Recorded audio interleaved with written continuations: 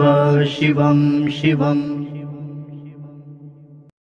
जटाटवीगलज्जलप्रवाहपावितस्थले गलेवलम्ब्य लम्बिताम्बुजङ्गतुङ्गमालिकां डमड्डमड्। ओम सर्वे भवन्तु सुखिनः, सर्वे सन्तु निरामयाः, सर्वे भद्राणि पश्यन्तु मा कश्चित् दुःखभाग् भवेत्। ये स्पिरिचुअल प्रोडक्ट्स आपको shivago.com पे ऑथेंटिक और जेन्युइन मिलेंगे। नमस्कार, आप सबका हमारे चैनल श्रीमद् होम रेमेडीज़ पर स्वागत है। और इस वीडियो में हम आपको बताएंगे कर्म योग के बारे में, जिससे आप ईश्वर की प्राप्ति कर सकते हैं। मैं उस कर्म योग की बात कर रहा हूँ। कर्म योग क्या है? कर्म योग का अर्थ निस्वार्थ क्रिया है। कर्म योग करने के लिए आपको मनुष्य और मानवता की सेवा करने के लिए स्वयं को आत्मसमर्पण करना होगा। कर्म योग हिंदू धर्म जाति पे आधारित है, सनातन धर्म पे आधारित है और भगवत गीता द्वारा स्थापित किया गया था।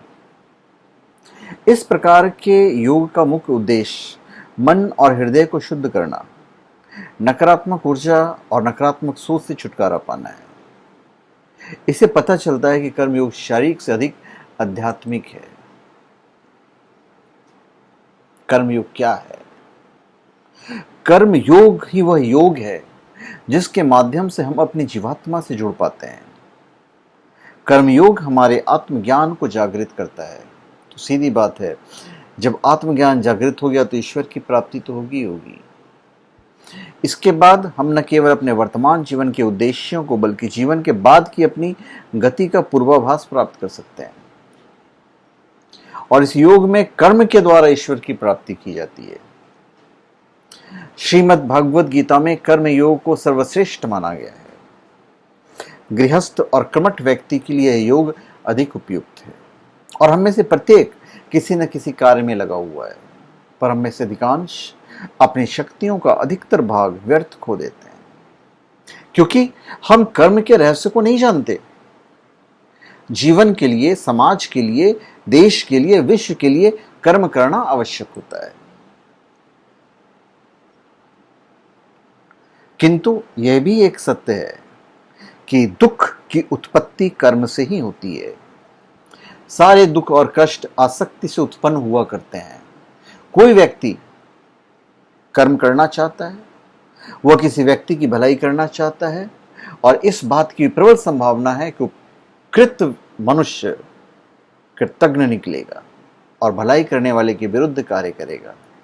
तो इस प्रकार के सुकृत भी दुख देता है।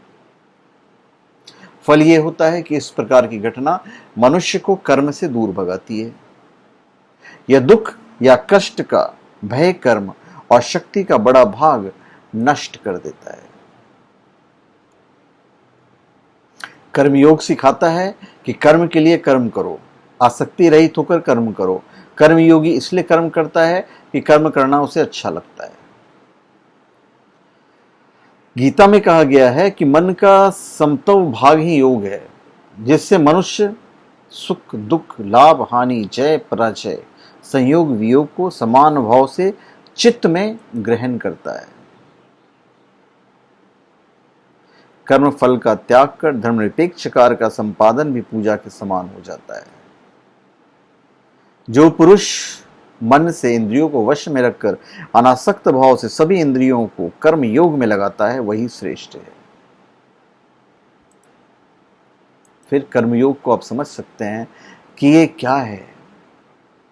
कर्मयोग का प्रतिपादन गीता में विशद से हुआ। भारतीय दर्शन में कर्म बंधन का कारण माना गया है।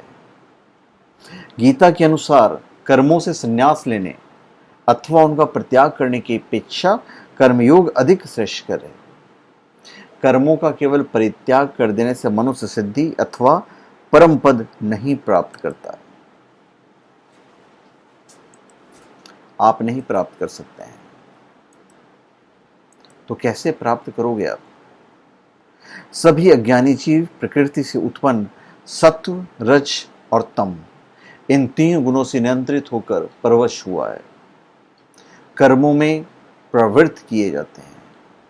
मनुष्य यदि बाह्य दृष्टि से कर्म न भी करे और विषयों में लिप्त न हो, तो भी वह उनका मन से चिंतन करता ही करता है, ऑटोमेटिक करने लगता है। क्यों? असल में इंद्रियों के विषयों में आसक्ति नहीं होती, इंद्रियां तो माध्यम है। आसक्ति तो मन से होती है और मन उसको पूरा करने के लिए इंद्रियों का सहारा लेता है, और इंद्रियों को वश करने के लिए मन को काबू में किया जाता है, और मन के नियंत्रण में होने से इंद्रियां स्वयं काबू आ जाती है। तो कर्मयोग हमें फल की किसी भी इच्छा के बिना सभी कार्य करना सिखाता है, और इस साधना में योगी अपने कर्तव्य को दिव्य कार्य के रूप में समझता है और उसे पूरे मन से समर्पण के साथ करता है, लेकिन दूसरी सभी इच्छाओं से वो बचता है।